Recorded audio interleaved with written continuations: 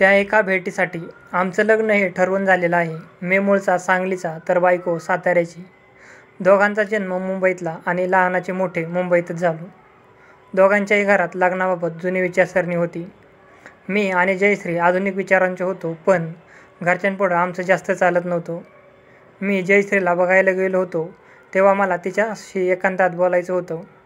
तिच्या घरच्यांनी परवानगी दिली खरी, पण आम्ही ज्या खोलीत बोलत होतो तिकडे तिची आजीसुद्धा होती. त्यामुळं अवघडल्यासारखं झालं आणि जास्त बोलता आलं नाही. आमचं लग्न ठरलं, पण मला जयश्रीला भेटायला मिळत नव्हतं. एक दिवस आम्ही फिरायला जायचं ठरवलं.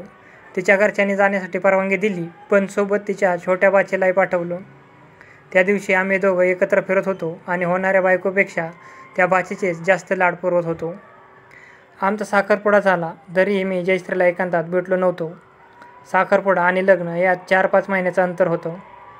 जावई उतावळा आहे असा समज करून माझ्या सासरच्या मंडळींनी लग्नाची तारीख जवळ येईपर्यंत जयश्रीला घेऊन गावी जायचा निर्णय घेतला. ते तिला गावी घेऊनसुद्धा गेली. मग मीही हट्टाला पेटलो आणि जयश्रीला कसं करून एकांतात भेटायचं असं मनोमत ठरवलं. जयश्रीला भेटायचं असेल तर मग साताऱ्याला जाणं भाग होतं. गावी तिच्या शेजारी तिचा चुलत भाऊ राहायचा. त्याला विश्वासात घेऊन आम्ही भेटीची मोहीम आखली. मी ऑफिसचं कराडला काम आहे अशी थाप मारून रात्रीच एसटीने सकाळी कराडला पोचलो.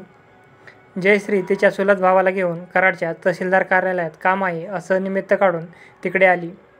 आता प्रश्न होता तिच्या चुलत भावाचं काय करायचं. त्यावेळी तो 16-17 वर्षाचा होता. त्याला तिकडे इकडे कुठे ठेवायचं हा प्रश्न निर्माण झाला. शेवटी कराडच्या एका प्रसिद्ध हॉटेलमध्ये त्याला एक टेबल ठरवून दिला. हॉटेलच्या मॅनेजरला पैसे देऊन त्याला हवं ते खायला द्यायला सांगितलं.